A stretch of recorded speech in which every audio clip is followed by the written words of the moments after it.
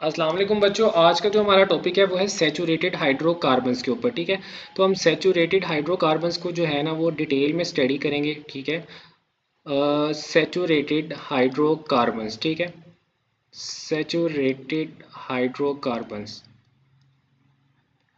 और सर इसके अंदर कौन कौन से हमारे पास जो है ना वो चीज़ें आती हैं। तो सर इसके अंदर हमारे पास दो चीज़ें आती हैं सैचुरेटेड हाइड्रोकार्बन्स में। First one is alkane. ठीक है, अल्केन को हम सैचुरेटेड हाइड्रोकार्बन कहते हैं। And the second one is cyclo alkane. ठीक है, ये दो जो है ना ये हमारे पास सैचुरेटेड हाइड्रोकार्बन की जो फैमिली है ना उसके अंदर हमारे पास आ जाते हैं। ठीक है, अच्छा इनको स्टडी करने से पहले आपको सैचुरेटेड का मतलब जो है ना वो मैं समझाना चाहता हूँ। देखें, सैचुरेटेड का मतलब ये होता है कि सारी की सारी जो हमारे पास किसी भी एटम की जो वैलेंसीज है ना वो फुली सेटिस्फाई हो, फुली ऑक्यूपाइड हो। ठीक है, अब ये देखें फॉर एग्जांपल मेरे पास एक कार्बन है ना, कार्बन की वैलेंसी होती है 4, यानी ये चार जो है ना वो बॉन्ड्स बना सकता है। ठीक है, अब ये अगर तो इस कार्बन ने ना ये चारों के चारों बॉन्ड जो है वो सिंगल बॉन्ड किसी के साथ बनाए हुए हैं। ठीक है, फॉर एग्जांपल हाइड्रोजन आ गया, तीन जगह पे हाइड्रोजन आ गया, चौथी जगह पे आप कोई और चीज़ लगा दें, आर कुछ भी लगा दें। ठीक है, ये आ गया। ठीक है, तो मैं कहूँगा कि ये जो कार्बन है ना ये इस टाइम फुली सैचुरेटेड है। इसकी सारी की सारी वैलेंसी जो है ना, इसके सारे के सारे बॉन्ड जो है ना वो फुली सैचुरेटेड है। ठीक है, लेकिन अगर इसके बरक्स अगर कार्बन ने मेरे पास दो बॉन्ड किसी एक एटम के साथ बनाए हो, वो कार्बन भी हो सकता है। ठीक है, या आप कह दें कि कार्बन का दूसरे किसी कार्बन के साथ इसने जो है ना वो डबल बॉन्ड बनाया हुआ है। ठीक है, साथ इसके बेशक जो है ना वो सिंगल बॉन्ड, यहाँ पे भी हाइड्रोजन सिंगल बॉन्ड, यहाँ पे भी हाइड्रोजन। ठीक है, अब इसकी वैलेंसी तो सेटिस्फाई है, लेकिन सर इसके अंदर मैं कोई दूसरा एटम अभी भी ऐड कर सकता हूँ। इसके अंदर मैं दूसरा एटम कोई भी, इस वाले कार्बन के अंदर मैं दूसरा एटम कोई भी ऐड नहीं कर सकता, लेकिन इस वाले कार्बन के अंदर जो है ना वो मैं दूसरा एटम अभी ऐड कर सकता हूँ। कैसे करूँगा मैं? अगर इसका ये जो एक डबल बॉन्ड में दो बॉन्ड जो इसने बनाए हुए हैं दूसरे कार्बन के साथ, अगर मैं इसको रिमूव करूँ एक बॉन्ड को, तो मैं इसके अंदर ये कोई ना कोई दूसरी चीज़, फॉर एग्जांपल कोई आर या कोई एच कुछ भी जो है ना मैं कोई भी ग्रुप इसके साथ ऐड कर सकता हूँ। ठीक है, तो ये इस तरह के कार्बन को जिसने हमारे पास डबल बॉन्ड बनाया हो वो हम उसको सैचुरेटेड नहीं कहते बल्कि उसको अनसैचुरेटेड कहते हैं। क्लियर है बच्चे? तो सैचुरेटेड हाइड्रोकार्बन ऐसे हाइड्रोकार्बन होते हैं जिनके अंदर सिर्फ और सिर्फ कार्बन ने सिंगल बॉन्ड बनाया होता है। ठीक है, लेकिन अनसैचुरेटेड हाइड्रोकार्बन ऐसे होते हैं जिसमें कार्बन ने डबल बॉन्ड या ट्रिपल बॉन्ड बना के अपनी वैलेंसी को सेटिस्फाई किया होता है। ठीक है, अब दो तरह के हमारे पास सैचुरेटेड हाइड्रोकार्बन होते हैं, एक अल्केन्स होते हैं और बच्चे दूसरे हमारे पास साइक्लो अल्केन्स होते हैं। अल्केन्स का अगर जनरल फॉर्मूला मैं आपको लिखवाऊँ ना, तो अल्केन्स का जनरल फॉर्मूला होता है CnH2n+2। ठीक है, ये अल्केन्स का जनरल फॉर्मूला है। और साइक्लो अल्केन का अगर मैं आपको जनरल फॉर्मूला लिखवाऊँ ना, तो ये होता है CnH2n बस। ठीक है, तो ये साइक्लो अल्केन का हमारे पास जो है ना वो जनरल फॉर्मूला होता है। ठीक है, अच्छा बच्चे अल्केन्स को ना, अल्केन्स को हम लोग पैराफिन्स कहते हैं। क्या कहते हैं? पैराफिन्स। सर पैराफिन्स का मतलब क्या होता है? पैराफिन्स का बच्चे मतलब होता है लीस्ट रिएक्टिव। ठीक है, पैराफिन्स का मतलब होता है लीस्ट रिएक्टिव। पैराफिन्स का मतलब क्या होता है? Least reactive. आपने ये बात याद रखनी है कि आपने जो जो ऑर्गेनिक केमिस्ट्री पढ़नी है इसके अंदर दो क्लासेस जो है ना वो बहुत ज़्यादा लीस्ट रिएक्टिव हैं, सबसे लीस्ट रिएक्टिव हैं। ठीक है, और वो दो क्लासेस कौन कौन सी हैं सर? एक तो हमारे पास मैंने आपको बता दी है, एक तो हमारे पास अल्केन्स है, और सर जो दूसरी है ना वो हमारे पास होती है ईथर की। ठीक है, तो ये दो जो है ना ये बच्चे हमारे पास लीस्ट रिएक्टिव जो होते हैं ना, हमारे पास ये दो फैमिलीज या दो कंपाउंड्स होते हैं। ठीक है, ये लीस्ट रिएक्टिव होते हैं हमारे पास। ठीक है, मैं नीचे लिख भी देता हूँ लीस्ट रिएक्टिव। Least reactive. अब हम अल्केन्स को पढ़ रहे हैं तो हम अल्केन्स को देखेंगे कि अल्केन्स जो है वो लीस्ट रिएक्टिव क्यों होते हैं। ठीक है, तो उससे पहले ना मैं आपको एक चीज़ लिखवाता हूँ, ये आप लोगों ने ना जो है वो अपने दिमाग में हमेशा याद रखनी है कि रिएक्टिविटी जो है ना वो डायरेक्टली प्रोपोर्शनल होती है पोलैरिटी के। रिएक्टिविटी जो है ना वो डायरेक्टली प्रोपोर्शनल होती है पोलैरिटी के। जितना ज़्यादा पोलैरिटी होगी किसी भी कंपाउंड के अंदर उतना ज़्यादा जो है ना वो हमारे पास रिएक्टिव होगा, और जितनी कम पोलैरिटी होगी उतना ज़्यादा वो लीस्ट रिएक्टिव होगा। ठीक है, ये बात जो है ना वो आपने अपने जहन में याद रख लेनी है। ठीक है, अच्छा अब अल्केन्स की बात की जाए ना तो ये देखें अल्केन्स में क्या आता है। अल्केन्स में हमारे पास या तो कार्बन कार्बन सिंगल बॉन्ड होता है या मैक्सिमम हमारे पास कार्बन टू हाइड्रोजन जो है ना सिंगल बॉन्ड होता है। ठीक है, अगर ये देखें तो ये तो सिमिलर एटम के दरमियान जो है वो बॉन्ड बना हुआ है, और जब सिमिलर एटम के दरमियान बॉन्ड बनता है तो आपको पता है उसकी इलेक्ट्रोनेगेटिविटी डिफरेंस कितना होता है? जीरो होता है। ठीक है, तो आपको पता है कि जिसका इलेक्ट्रोनेगेटिविटी डिफरेंस 7 से कम होता है उनको हम नॉन पोलर के अंदर कंसीडर करते हैं। इसका तो सर है ही जीरो, तो ये कौन सा बॉन्ड होगा? ये नॉन पोलर बॉन्ड होगा। ठीक है, ये क्या होगा, नॉन पोलर बॉन्ड।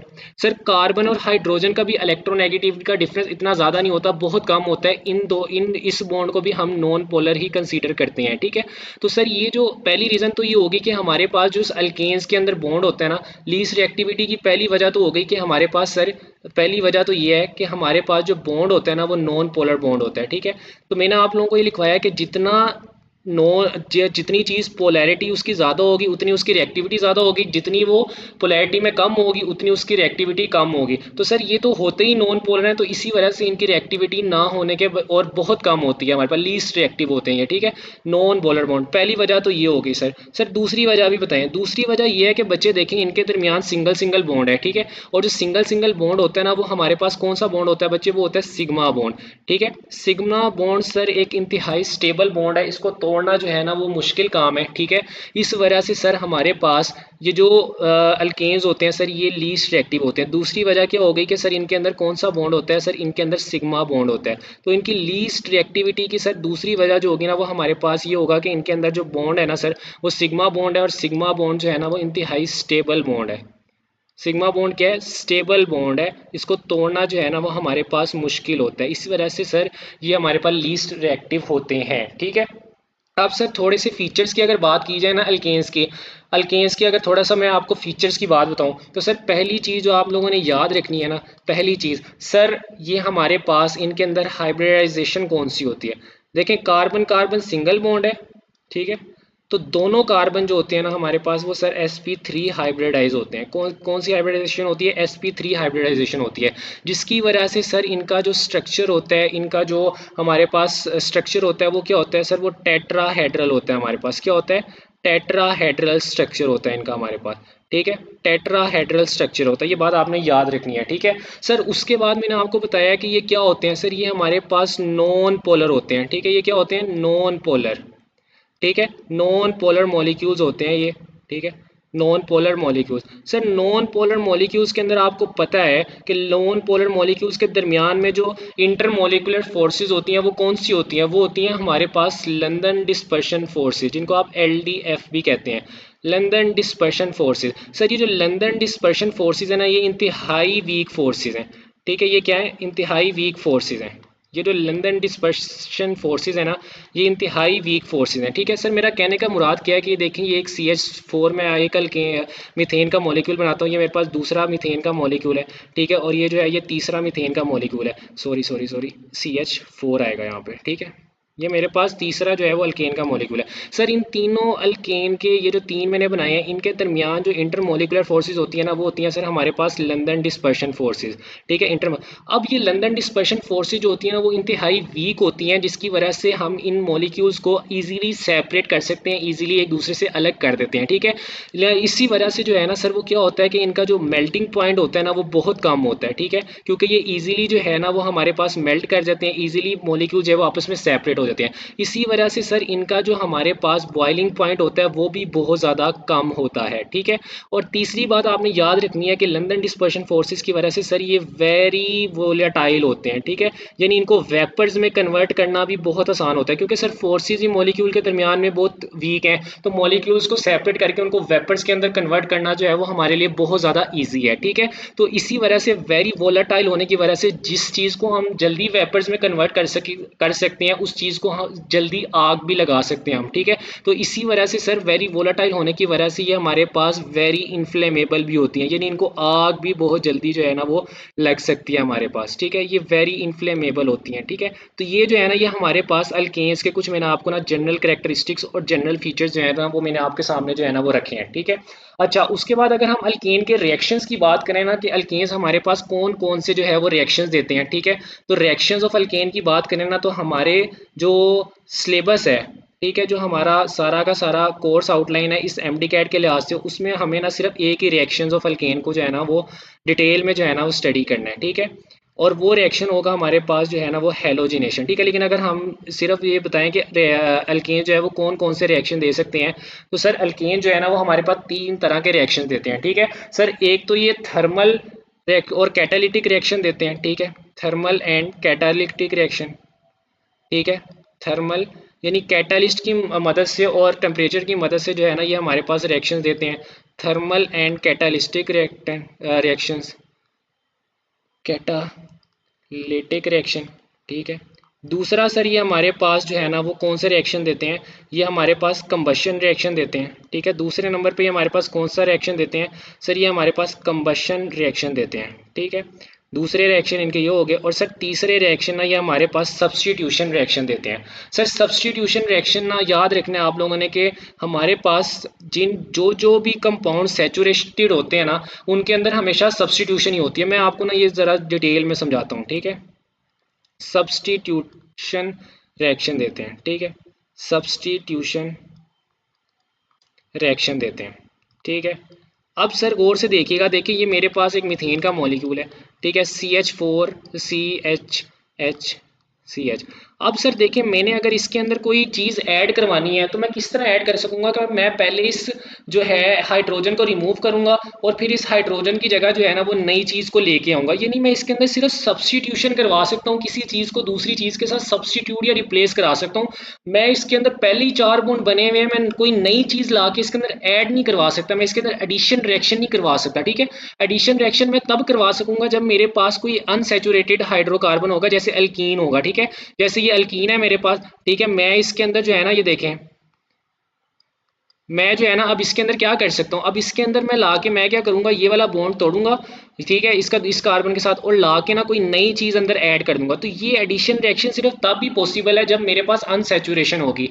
जब मेरे पास सैचुरेशन होती है, सारे के सारे बॉन्ड्स पहले से ही जो है वो किसी और एटम के साथ बने होते हैं, तब हमारे पास सिर्फ और सिर्फ सब्सटीट्यूशन होती है, तब हमारे पास एडिशन नहीं होती। तो आप लोगों ने याद रखना है कि सैचुरेटेड कंपाउंड हमेशा कौन से रिएक्शन देते हैं, सब्सटीट्यूशन रिएक्शन देते हैं। वो एडिशन रिएक्शन जो है ना वो हमारे पास नहीं दे सकते। क्लियर है? तो ये आप लोगों ने लिख देना है कि substituted saturated compound always give substitution reaction, ठीक है। बल्कि मैं आपके लिए लाइन यहाँ पे लिख भी देता हूँ कि सैचुरेटेड कंपाउंड जो होते हैं ना वो हमेशा कौन से रिएक्शन देते हैं, वो हमेशा सब्सटीट्यूशन रिएक्शन देते हैं। Saturated hydrocarbons always give substitution reaction, substitution reaction, ठीक है। ये बात जो है ना वो आप लोगों को जहन नशीन कर लेनी है। Saturated hydrocarbons always give substitution reaction, ठीक है। ये बात आप लोगों ने अपने जहन में जहन नशीन कर लेनी है, ठीक है।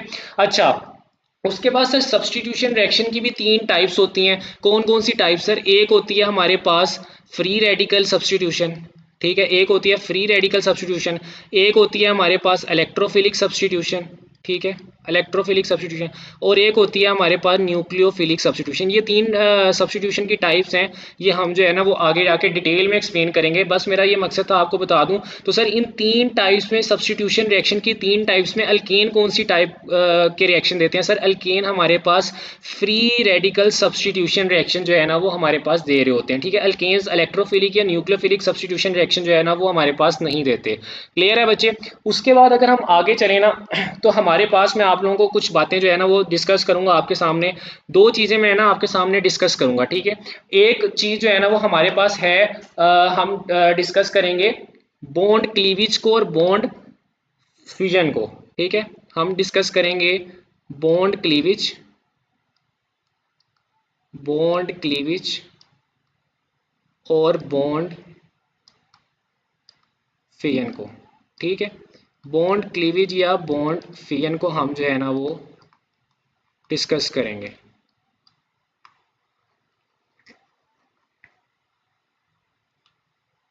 ठीक है। सर 2 तरह की बॉन्ड क्लीवेज होती है, ठीक है, 2 तरह की बॉन्ड क्लीवेज होती है। एक होती है हमारे पास होमोलिटिक क्लीवेज, एक कौन सी होती है? होमोलिटिक क्लीवेज, और दूसरी होती है हमारे पास हेट्रोलिटिक क्लीवेज, हेट्रोलिटिक क्लीवेज, ठीक है। 2 तरह की हमारे पास बॉन्ड की जो है ना वो क्लीवेज होती है, ठीक है। अगर मैं आपको ये एक्सप्लेन करूँ ना तो फिर आप लोगों को बड़ा मजा आएगा। आज इसको जो है ना वो हम एक्सप्लेन करके देखते हैं, ठीक है। अच्छा, अब ये मेरे पास ना देखें, ये मेरे पास एक जो है ना वो बॉन्ड बना हुआ है दो एटम्स के दरमियान, ए और बी के दरमियान में, ठीक है। ये है हमारे पास होमोलिटिक क्लीवेज की मैं आपको मिसाल देने लगा हूँ, ठीक है। यहाँ पे भी मैं ये बना लेता हूँ ए और बी दो एटम्स के दरमियान जो है ना वो हमारे पास बॉन्ड बना हुआ है। सर होमोलिटिक क्लीवेज के लिए जो पहली हमारे पास रिक्वायरमेंट है वो ये रिक्वायरमेंट है कि हमारे पास जो एटम्स हैं या जो बॉन्ड है वो या जो मॉलिक्यूल है वो क्या होना चाहिए, वो नॉन पोलर होना चाहिए। सर नॉन पोलर क्यों? क्योंकि नॉन पोलर के अंदर हमारे पास क्या होता है, नॉन पोलर मॉलिक्यूलर कंपाउंड में हमारे पास इलेक्ट्रोनेगेटिविटी डिफरेंस जो है वो जीरो होता है या जीरो के करीब करीब होता है, जिसकी वजह से दोनों इलेक्ट्रॉन्स जो होते हैं ना, दोनों एटम जो है वो इलेक्ट्रॉन्स को इक्वली जो है ना वो शेयर कर रहे होते हैं। ये जो इलेक्ट्रॉन्स है ना ये दरमियान में पड़े होंगे, इन इलेक्ट्रॉन्स को ए भी यूज कर रहा होगा और इन इलेक्ट्रॉन्स को बी भी यूज कर रहा होगा। क्लियर है बच्चे? तो ये जो इलेक्ट्रॉन्स है ना ये दरमियान में पड़े होते हैं, ठीक है, इन दोनों के दरमियान में, ठीक है। अच्छा बच्चे, उसके बाद हमारे पास ना ये जो हेट्रोलिटिक क्लीवेज है ना इसके लिए शर्त ये है कि हमारे पास पोलर मॉलिक्यूल होने चाहिए, ठीक है, या पोलर कंपाउंड होना चाहिए। क्योंकि सर जब पोलर मॉलिक्यूल या कंपाउंड होता है ना तो उसमें इलेक्ट्रोनेगेटिविटी का डिफरेंस आ जाता है। एक की इलेक्ट्रोनेगेटिविटी ज्यादा होती है, वो सारे के सारे इलेक्ट्रॉन्स को अपनी तरफ खींच लेता है, दूसरे की इलेक्ट्रोनेगेटिविटी कम होती है, वो बेचारा जो है ना वो इलेक्ट्रॉन को अपनी तरफ खींच नहीं पाता, ठीक है। तो अगर मैं कहूँ कि ये जो बी वाला है ना, ये देखिए मैंने बड़ा भी बनाया, तो सर ये इलेक्ट्रोनेगेटिव है, यानी इसकी इलेक्ट्रोनेगेटिविटी जो है वो ज्यादा है और ये इलेक्ट्रॉन्स को जो है ना वो अपनी तरफ जो है वो खींच लेगा। तो ये देखिए उसमें मैंने दरमियान में इलेक्ट्रॉन्स बनाए थे, ये वाले इलेक्ट्रॉन्स जो है ना वो बी के करीब बना रहा हूँ, ठीक है। ये वाले इलेक्ट्रॉन्स जो है ना मेरे ये किधर हैं, बी के करीब है, ठीक है। तो ये बी ने जो है ना इन इलेक्ट्रॉन्स को अपनी तरफ खींचा हुआ है, ठीक है। अब सर जब इस बॉन्ड की क्लीवेज होगी, इस बॉन्ड की क्या होगी, क्लीवेज होगी, यहाँ से दरमियान से अगर मैं तोड़ूं तो क्या होगा, एक इलेक्ट्रॉन जो है वो मेरा ए के पास चला जाएगा और दूसरा इलेक्ट्रॉन जो है ना सर वो बी के पास चला जाएगा, ठीक है। लेकिन अगर मैं इस वाले बॉन्ड को जो है वो दरमियान से तोड़ूंगा ना सर, तो इसमें क्या होगा, इसमें मेरे दोनों के दोनों इलेक्ट्रॉन जो है ना वो सर बी के पास चले जाएंगे, क्योंकि बी जो है वो डोन है, उसकी इलेक्ट्रोनेगेटिविटी ज्यादा है, वो इलेक्ट्रॉन्स को अपनी तरफ जो है ना वो खींच लेगा। क्लियर है बच्चे? अच्छा, अब इसके नतीजे में हमारे पास जो है ना वो क्या बनेगा, इसके नतीजे में हमारे पास जो है ना वो क्या, सर हमारे पास ये जो है ना ये देखें, ए उसके ऊपर उसका एक इलेक्ट्रॉन, ठीक है, और बी, और बी के ऊपर उसका एक इलेक्ट्रॉन, ठीक है। इनको कहते हैं सर हम फ्री रेडिकल्स। इन दोनों को क्या कहते हैं सर हम, फ्री रेडिकल्स, फ्री रेडिकल्स, ठीक है, फ्री रेडिकल्स। और सर ये इसके नतीजे में हमारे पास क्या बनेगा, सर इसके नतीजे में हमारे पास ए बेचारा जो है वो पॉजिटिव बन जाएगा, क्योंकि उसके बाद उसका जो इलेक्ट्रॉन है वो भी बी छीन के ले गया, तो वो बेचारा इलेक्ट्रॉन डेफिशिट हो गया। और जो बी हमारे पास बनेगा सर वो बी नेगेटिव बन जाएगा, क्योंकि उसने ए का इलेक्ट्रॉन भी छीन लिया और अब उसके पास एक इलेक्ट्रॉन किसी और का आ गया, तो वो हमारे पास बी नेगेटिव के लाएगा, ठीक है। इनको सर हम कहते हैं, अब ए जो है वो हमारे पास केटाइन होता है और बी जो है वो हमारे पास अनाइन होता है, इनको हम आइंस भी कह सकते हैं, या हम इनको जो है ना वो कहते हैं कि ये हमारे पास चार्ज रेडिकल्स हैं, ठीक है। आइंस भी कह सकते हैं आप इनको, या आप इनको कहते हैं कि ये हमारे पास चार्ज रेडिकल्स हैं। वो वाले जो थे वो हमारे पास फ्री रेडिकल्स थे, ये वाले जो हैं सर ये हमारे पास चार्ज रेडिकल्स हैं, या आप इनको आइंस भी कह सकते हैं, ठीक है। तो सर दो तरह की बॉन्ड क्लीवेज होती है, ठीक है। दो, अगर तो होमोलिटिक क्लीवेज होगी तो उससे हमें मिलेंगे फ्री रेडिकल्स, और अगर हेट्रोलिटिक क्लीवेज होगी तो सर उससे हमें मिलेंगे चार्ज रेडिकल्स या आइंस वगैरह जो है ना वो हमारे पास मिलेंगे, ठीक है। अच्छा, थोड़ी सी एक्स्ट्रा बात अगर आप लोगों को चाहिए तो आप लोग इसको रख लीजिएगा, वैसे इतनी खास इंपॉर्टेंट नहीं है, कि हमारे पास होमोलिटिक क्लीवेज के लिए ना हमें चाहिए होता है हाई टेम्परेचर, ठीक है, हाई टेम्परेचर चाहिए होता है अगर हमने होमोलिटिक क्लीवेज करवानी है, ठीक है। साथ हमें इसके अंदर कोई ना कोई कैटलिस्ट वगैरह चाहिए होता है, ठीक है, कैटलिस्ट वगैरह जो है ना वो चाहिए होता है। और हेट्रोलिटिक क्लीवेज के लिए बच्चे हमें पोलर सोलवेंट चाहिए होता है, जिसके अंदर हम ये सारी क्लीवेज करवाते हैं। क्लियर है बच्चे? क्लियर है। अच्छा, अब हमारे पास हमने देखना था फ्री रेडिकल्स को, हमें पता चल गया फ्री रेडिकल्स कैसे बनते हैं जब हमारे पास होमोलिटिक क्लीवेज होती है। अब जरा फ्री रेडिकल्स को अगर मैं आपको डिटेल में एक्सप्लेन करूँ ना, तो फ्री रेडिकल्स को जो है ना वो हम डिटेल में जो है ना बच्चे वो स्टडी करते हैं। फ्री रेडिकल्स को डिटेल में जो है ना वो हम स्टडी करते हैं।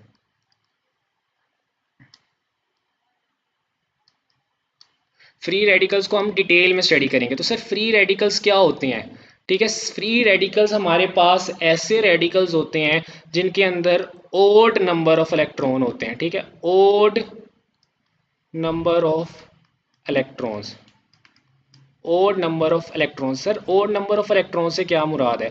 सर ये देखें, मैं आपको बताता हूँ। अगर मैं कहूँ ये कार्बन है और कार्बन के ऊपर जो है ना मैं क्या करूँ, कार्बन के ऊपर ये देखें, इसका ये जो है ना ये CH3 फॉर एग्जांपल, ये CH3 है और इसके ऊपर मैंने एक रेडिकल बना दिया। तो इसका मतलब ये है कि देखें कार्बन के पास इस टाइम कितने जो है ना वो इलेक्ट्रॉन्स होंगे। ये देखें, ये का इसने हाइड्रोजन के साथ बॉन्ड बनाया हुआ, ये भी हाइड्रोजन के साथ बॉन्ड बनाया हुआ, ये भी हाइड्रोजन के साथ बॉन्ड बनाया हुआ, और ये इसके पास इसका एक इलेक्ट्रॉन। देखें तो दो इलेक्ट्रॉन ये वाले, बल्कि मैं दूसरे किस मार्कर से इसको, दो इलेक्ट्रॉन ये वाले, ये देखें, दो ये वाले, दो ये वाले, ठीक है, दो ये वाले और एक ये वाला। तो इसके पास इस टाइम कितने इलेक्ट्रॉन्स हैं सर? इस कार्बन के पास इस टाइम जो है ना वो 7 इलेक्ट्रॉन है।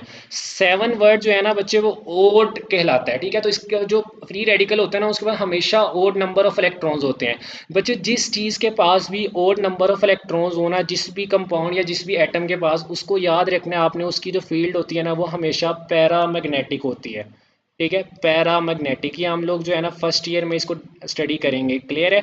बस आपने ये याद रखना है कि जिस भी एटम के पास या जिस भी कंपाउंड के पास या मॉलिक्यूल के पास और नंबर ऑफ इलेक्ट्रॉन होते हैं उसकी जो फील्ड होती है वो पैरामैग्नेटिक फील्ड होती है, ठीक है। अच्छा सर, वैसे तो हमारे पास जो CH4 था, ठीक है, ये देखिए जो CH4 था हमारे पास, ठीक है, CH4, उसकी जो थर्ड मैंने आपको बताया था कि उसकी जो शेप होती है वो क्या होती है, टेट्राहेड्रल, क्योंकि उसमें कार्बन जो होता है वो कौन सी हाइब्रिडाइजेशन होती है कार्बन की? सर उसमें कार्बन की sp2 हाइब्रिडाइजेशन होती है, ठीक है। लेकिन ये जो फ्री रेडिकल वाला ये है हमारे पास, इसके अंदर देखें बच्चे, इसके अंदर हमारे पास जो है ना, हमारे पास जो इसकी शेप होती है ना, सॉरी इसके अंदर थी sp3 हाइब्रिडाइजेशन, ठीक है। इसकी जो शेप होती है ना बच्चे वो होती है प्लेनर, ठीक है। और इसके अंदर जो कार्बन की हाइब्रिडाइजेशन होती है ना बच्चे वो होती है sp2, ठीक है। ये आपने बात जो है ना इंपॉर्टेंट बात है, आपने इसको याद रखना है, ठीक है। अच्छा उसके बाद आपने याद रखना है बच्चे कि हमारे पास जो ये फ्री रेडिकल है ना ये हाईली रिएक्टिव स्पीशी होता है, ठीक है, हाईली रिएक्टिव, ठीक है। ये जो फ्री रेडिकल है ना ये हाईली रिएक्टिव है, ठीक है। फ्री रेडिकल हमारे पास हाईली रिएक्टिव स्पीशी होता है। सर क्यों? क्योंकि मैंने आपको बताया कि ऊपर होमोलिटिक फिजन कराने के लिए हमें हाई टेम्परेचर देना पड़ता है, ठीक है। क्या देना पड़ता है? हाई टेम्परेचर देना पड़ता है इसको बनाने के लिए, फ्री रेडिकल को। तो सर वो जो हाई टेम्परेचर की सारी एनर्जी है वो किसके पास जाएगी? वो उस रेडिकल के पास जाएगी। तो जो जिस चीज़ की सारी एनर्जी ज़्यादा होती है वो क्या होता है सर? वो रिएक्टिव होता है। इसी वजह से जो फ्री रेडिकल है वो हमारे पास हाईली रिएक्टिव होता है, क्लियर है बच्चे। अच्छा उसके बाद ना एक बड़ी इंपॉर्टेंट चीज़ है जो आप लोगों ने याद रखनी है। अगर मैं आपके सामने रखूँ ना, order of stability of free radical, order of stability of free radical, order of stability of free radical. अगर मैं आपके सामने फ्री रेडिकल की स्टेबिलिटी का ऑर्डर रखूं, ठीक है, order of stability of free radical, ठीक है। तो सर आपने ये ऑर्डर जो है ना वो अपनी सारी ज़िंदगी में जो है ना, जहाँ जहाँ भी आप केमिस्ट्री पढ़ेंगे ना, ऑर्गेनिक केमिस्ट्री, आप लोगों ने याद रखना है।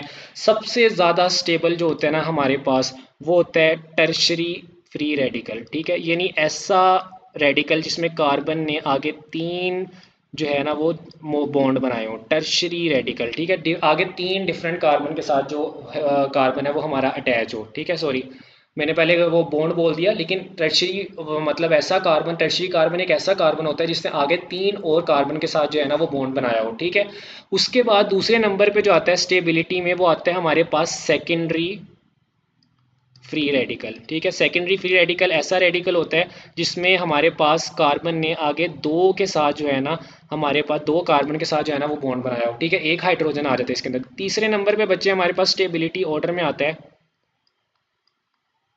प्राइमरी, ठीक है, primary free radical, primary free radical. Primary free radical में ऐसा कार्बन जिसने आगे जो है ना वो सिर्फ एक के साथ ही जो है ना एक कार्बन के साथ ही जो है ना आगे बॉन्ड बनाया हो, ठीक है, और 2 हाइड्रोजन इसके अंदर आते हैं। और आप आखिरी नंबर पे आता है जो आता है ना स्टेबिलिटी के ऑर्डर में, वो आता है हमारे पास मिथाइल रेडिकल, ठीक है, जिसमें कार्बन ने किसी के साथ जो है ना वो आगे बॉन्ड नहीं बनाया होता, सिर्फ और 3 हाइड्रोजन के साथ अटैच होता है, ठीक है।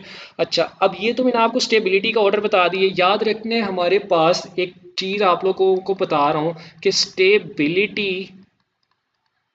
Inversely proportional to reactivity, stability inversely proportional to reactivity. ठीक है, स्टेबिलिटी जो होती है ना वो इन्वर्सली प्रोपोर्शनल टू रिएक्टिविटी। जितना कोई चीज़ स्टेबल होगी उतना वो कम रिएक्टिव होगी, जितना वो ज़्यादा अनस्टेबल होगी उतना ज़्यादा जो है ना वो रिएक्टिव होगी। तो ये जो मैंने आपको ऑर्डर बताया ना स्टेबिलिटी का, कि जो टर्शरी फ्री रेडिकल है वो सबसे ज़्यादा स्टेबल है।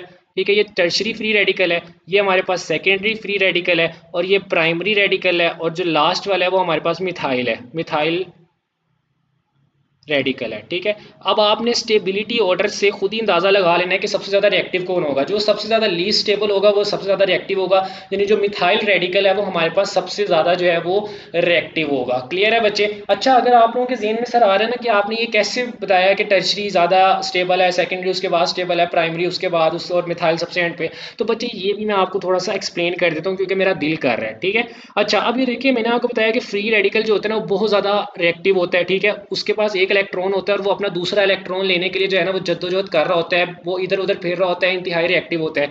अब जब बच्चे उसके साथ ये देखेंगे, मैंने जो आर लगाया ना, आर जो है ना ये हमारे पास होता है अल्काइल रेडिकल। ठीक है, अल्काइल ग्रुप, या आप इनको अल्काइल रेडिकल कहते हैं, अल्काइल ग्रुप होता है। ठीक है, अब जिस कार्बन फ्री रेडिकल के साथ जितने ज्यादा अल्काइल रेडिकल अटैच होंगे ना उतना ज्यादा वो स्टेबल होगा। क्यों सर? क्योंकि सर ये अल्काइल ग्रुप क्या करेंगे, ये देखें, ये मेरे पास इसकी ये सिग्मा बॉन्ड बना हुआ है। ठीक है, ये देखें, ये सिग्मा बॉन्ड के ये दो इलेक्ट्रॉन्स हैं मेरे पास। ठीक है, अब सर आप लोगों ने ना बात देखनी है, दो चीजें होती हैं हमारे पास। पहली होती है हाइपर कॉन्जुगेशन, हाइपर कॉन्जुगेशन, और दूसरी होती है सर हमारे पास inductive effect, inductive inductive effect. दूसरी होती है सर हमारे पास इंडक्टिव अफेक्ट। अब आपने गौर से मेरी बात सुनी है। ठीक है, देखिए ये वाला जो कार्बन है ना, ये वाला जो कार्बन है इसके पास है रेडिकल। ठीक है, ये फ्री रेडिकल है और इसको ना इलेक्ट्रॉन की बहुत शदीद ज़रूरत है, ये बहुत ज़्यादा रिएक्टिव है। ठीक है, तो अब ये जो अल्काइल रेडिकल है ना ये क्या करेंगे, ये दो अफेक्ट करेंगे। पहला करेंगे हाइपर कॉन्जुगेशन। हाइपर कॉन्जुगेशन में क्या होगा कि ये जो हमारे पास ये वाले सिग्मा बॉन्ड के जो इलेक्ट्रॉन्स है ना सर, ये डीलोकलाइज हो जाएंगे। ये क्या करेंगे कि कभी जो है ना वो इधर का चक्कर इस कार्बन के पास चले जाएंगे। ठीक है, फिर वापस जो है ना वो इधर वापस आ जाएंगे, इस कभी इसके जो ये जो इलेक्ट्रॉन्स है ये इधर चले जाएंगे इस कार्बन के पास। ठीक है, फिर वापस आ जाएंगे। कभी जो है ना वो इस वाले के जो है ना वो हमारे पास इस कार्बन के पास चले जाएंगे और फिर वापस आ जाएंगे। डीलोकलाइजेशन होती रहती है इलेक्ट्रॉन की। इसकी मिसाल ऐसी ही है कि आप देखें, एक बंदा है जो बहुत ज्यादा गरीब है। ठीक है, उसको जो है ना वो खाना भी नहीं है उसके पास। ठीक है, अब उसके हमसाये जो है ना वो बहुत अमीर हैं। ठीक है, अब उस बंदे को जब भी भूख लगती है ना उसके हमसाये उसको खाना भेज देते हैं। ठीक है, तो बिल्कुल यही बात है कि ये देखें, ये कार्बन जो है ना ये हाईली रिएक्टिव है, इसको इलेक्ट्रॉन की जरूरत है। जब जब इसको जरूरत पड़ती है, दूसरे ये जो यहाँ जितने भी अल्काइल रेडिकल हैं ये अपने इलेक्ट्रॉन्स इसके पास भेजते रहते हैं। हमारे पास डीलोकलाइजेशन ऑफ इलेक्ट्रॉन्स होती रहती है। इलेक्ट्रॉन्स कभी इस सिग्मा बॉन्ड से इस कार्बन के पास आ जाते हैं, फिर वापस उस सिग्मा बॉन्ड में चले जाते हैं।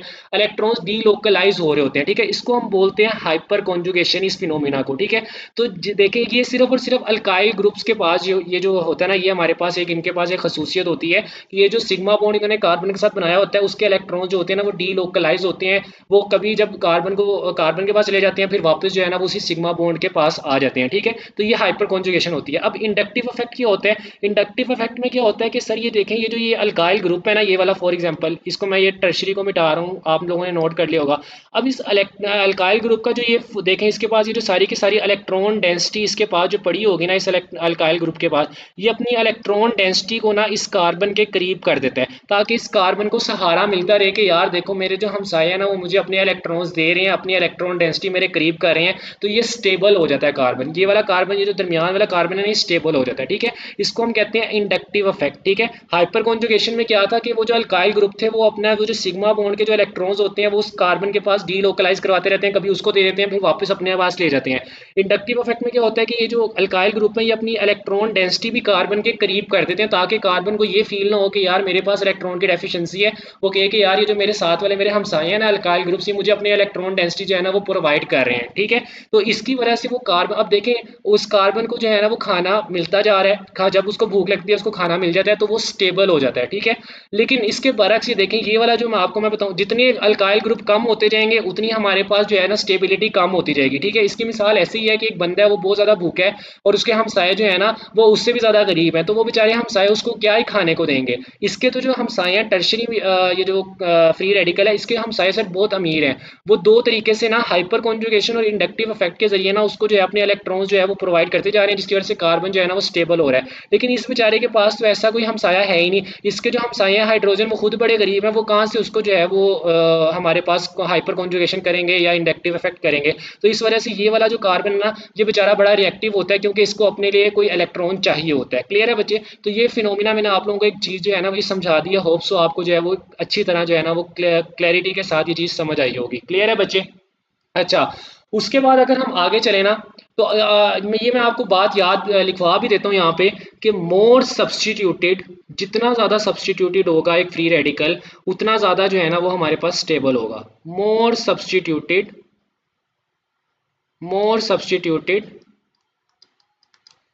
Is equal to more stable. जितना ज़्यादा सब्सटीट्यूटेड होगा उतना ज़्यादा सर वो स्टेबल होगा।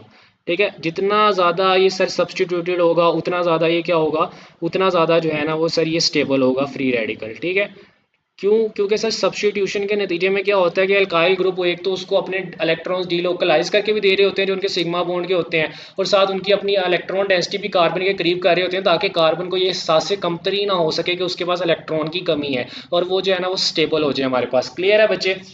अच्छा, उसके बाद हमारे पास ना दो टर्म्स आती हैं बच्चे, और वो दो टर्म्स क्या हैं? वो दो टर्म्स हमारे पास है कार्बोकेटाइंस और कार्बोएनाइंस। ठीक है, ये मैं आप लोगों को ना जो है ना वो समझाना चाहता हूँ। कार्बोकेटाइंस और कार्बोएनाइंस, कार्बोएनाइंस और कार्बोकेटाइंस।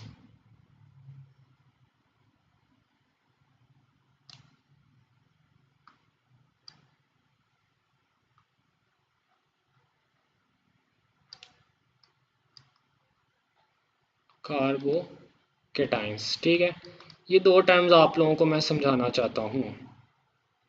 ठीक है, क्लियर है बच्चे? सर कार्बो एनाइन क्या होते हैं और कार्बोकेटाइन क्या होते हैं? नाम से पता चल रहा है कि कार्बन के साथ अगर एनाइन कब बनता है सर? जब नेगेटिव चार्ज आ जाए। ठीक है, और कैटाइन कब बनता है सर? जब पॉजिटिव चार्ज आ जाए। ठीक है, पॉजिटिव चार्ज अगर हमारे पास आ जाए तो वो कार्बोकेटाइन कहलाता है, और अगर नेगेटिव चार्ज आ जाए कार्बन के ऊपर तो वो कार्बो एनाइन कहलाता है। ठीक है, कार्बो एनाइन की अगर मैं आपको मिसाल दूं तो हमारे पास CH3 नेगेटिव, ये हमारे पास एक कार्बो एनाइन है। क्लियर है बच्चे? अच्छा, इसका स्ट्रक्चर अगर मैं दिखाऊं तो इसका स्ट्रक्चर होगा कार्बन हाइड्रोजन। ठीक है, कार्बन हाइड्रोजन, हाइड्रोजन हाइड्रोजन, और यहाँ पे हमारे पास सर दो इसके पास जो है ना ये इलेक्ट्रॉन्स प्रेजेंट होंगे, और इन दो इलेक्ट्रॉन्स को हम लोन पेयर का नाम देंगे। क्लियर है बच्चे? अच्छा, ये हमारे पास जो है ना वो एक कार्बो एनाइन कहलाता है। ठीक है सर, अब कार्बो एनाइन के अंदर हमारे पास कार्बन के पास कितने इलेक्ट्रॉन्स होते हैं सर? तो देखें, दो दो दो दो, 8। तो कार्बन के पास सर इसमें 8 इलेक्ट्रॉन्स होते हैं। कितने इलेक्ट्रॉन्स होते हैं? 8 इलेक्ट्रॉन्स। ठीक है, 8 इलेक्ट्रॉन सर इसके पास होते हैं। ठीक है, और सर इसकी हाइब्रिडाइजेशन क्या होती है? सर इसकी हाइब्रिडाइजेशन हमारे पास sp3 होती है।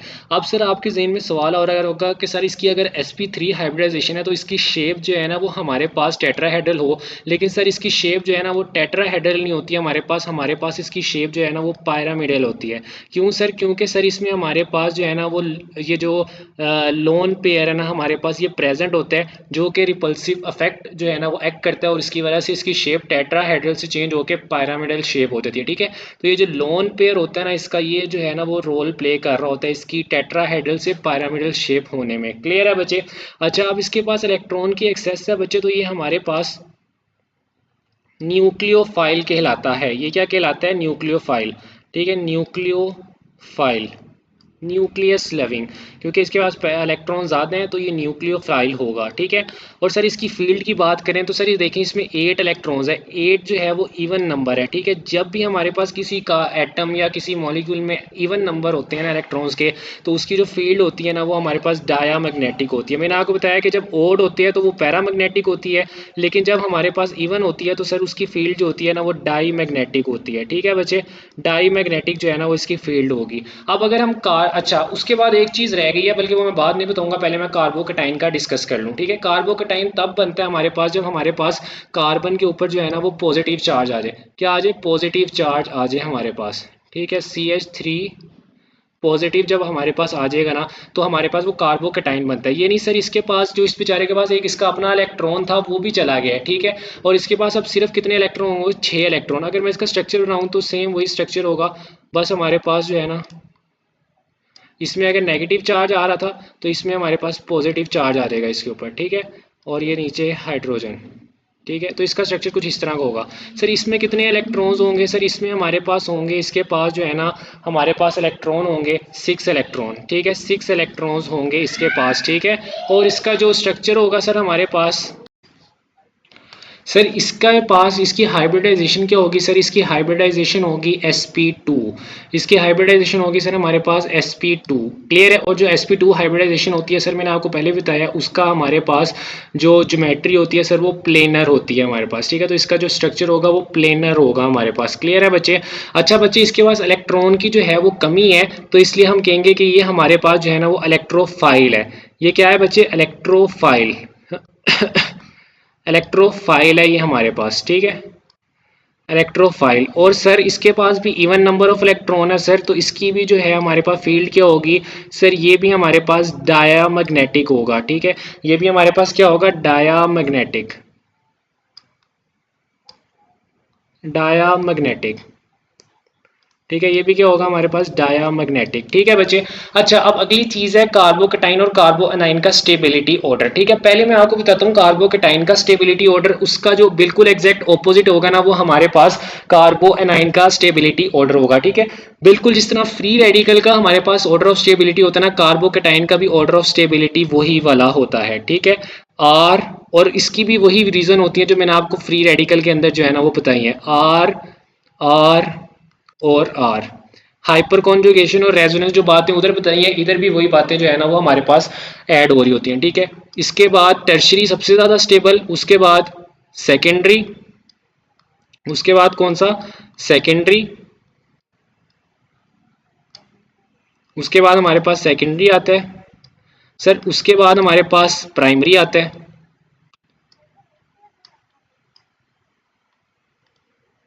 उसके बाद हमारे पास आता है